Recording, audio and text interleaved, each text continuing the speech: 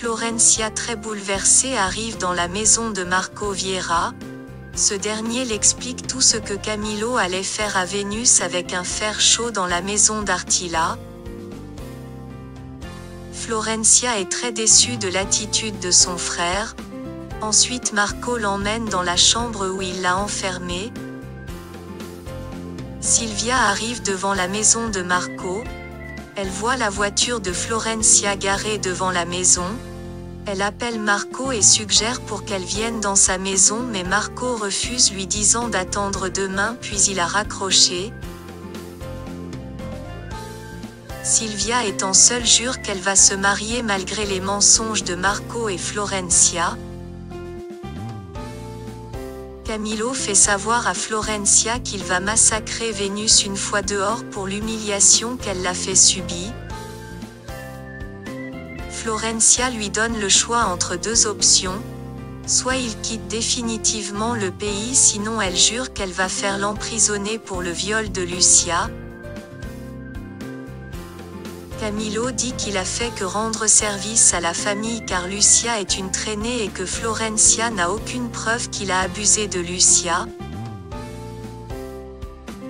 Marco décide d'appeler Paulina pour témoigner contre Camilo s'il refuse de disparaître du pays pour ne pas rompre l'accord entre Power Milk avec Prolassa après tout ce qui s'est passé à la fête. À partir de maintenant, Camilo, tu as 24 heures pour prendre tout l'argent dont tu as besoin et partir de ce pays.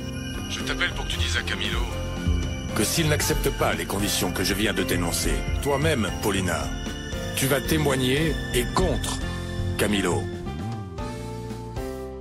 Paulina, d'un ton très élevé au téléphone, jure qu'elle va le dénoncer s'il refuse la proposition de Marco Vieira. Paulina, j'imagine que... Que dit Marco Vieira? En ce moment, j'ai plus besoin de Marco Vieira que de toi. Donc fais ce qu'il te dit ou moi-même je te dénonce pour le viol de Lucia. Est-ce que c'est clair? Au lendemain, Camilo en route pour rentrer chez lui. Il croise Isidro sur la route qui lui lance des mots déplacés. Il a failli le frapper si Marco n'était pas apparu pour prendre sa défense. Camilo demande ensuite à Marco qui il est réellement.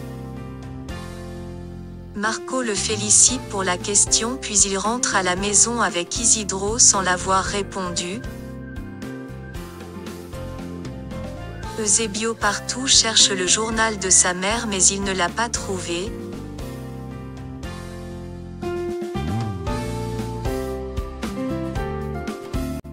Florencia informe Paulina que son père vient de signer les documents de légation des 60% de ses biens en son nom. Elle dit ensuite à cette femme de disparaître de la vie de sa famille une fois qu'elle récupérera tous les biens. Mon père vient juste de signer les documents qui concernent le transfert des 60% de nos biens à ton nom. La seule chose que j'espère, c'est que quand tu auras les biens entre les mains, tu disparaisses de nos vies et nous laisses en paix. Renato vient informer Federico qu'il a fait disparaître Samuel.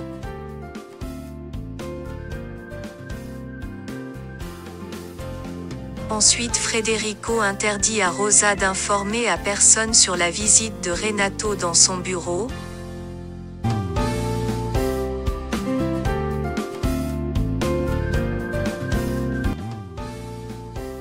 Paulina est venue dans la maison d'Eusebio pour l'informer qu'Alexandro a déjà signé les documents de transfert de ses biens en son nom. Paulina apprend que le journal d'Anna Gregoria Beltrán a disparu et qu'il est convaincu c'est Irène qui a donné ce journal à Marco. Maintenant il soupçonne davantage que Marco est un imposteur. Il jure qu'il va tout découvrir ce que lui veut cet homme. Florencia insiste pour que Marco l'avoue pourquoi Vénus est allée se réfugier dans la maison d'Artila mais Marco évite ce sujet. Mike apporte des bouquets de fleurs à Natalia. Ce dernier finit par avouer son amour pour Natalia. Natalia devient furieuse et demande à Mike de partir car elle pense que cet homme est en train de se moquer de lui. Mike tient sa main et jure qu'il est vraiment amoureux d'elle. Mike propose ensuite à Natalia de devenir sa femme.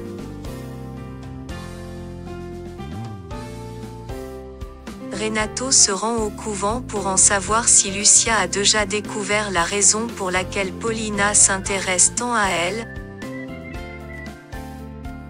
Lucia le prévient de la visite de Paulina le lendemain pour qu'il vienne 2 heures de temps après la visite de cette femme.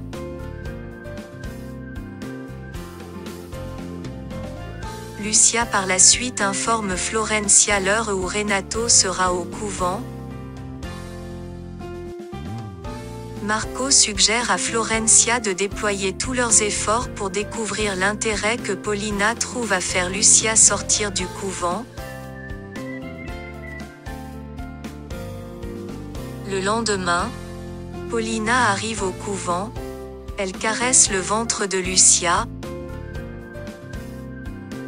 Ensuite elle demande à Lucia si elle a déjà pris la décision de quitter le couvent avec elle. Lucia l'informe que Renato l'a menacée de ne pas quitter le couvent sans son consentement. Lucia encore une fois demande à Paulina pourquoi elle devient si gentille avec elle. Paulina promet qu'elle va tout lui raconter une fois qu'elle sera avec elle à l'extérieur. Lucia jure qu'elle ira nulle part si elle refuse de l'avouer toute la vérité.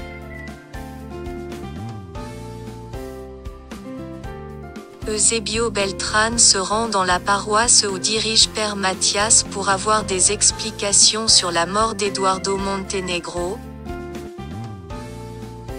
Mathias confirme que cet homme est mort. Eusebio jure qu'il va tuer Irène si à sa prochaine visite il refuse de l'avouer où se trouve réellement Eduardo. Mais s'il est vivant, je veux que vous me disiez où il est. Parce que ce qu'il se peut, qu'à côté du cadavre d'Eduardo Montenegro, devions mettre le cadavre de la fille d'Alessandro Lagos. C'est entre vos mains qu'est la vie d'Irène Lagos.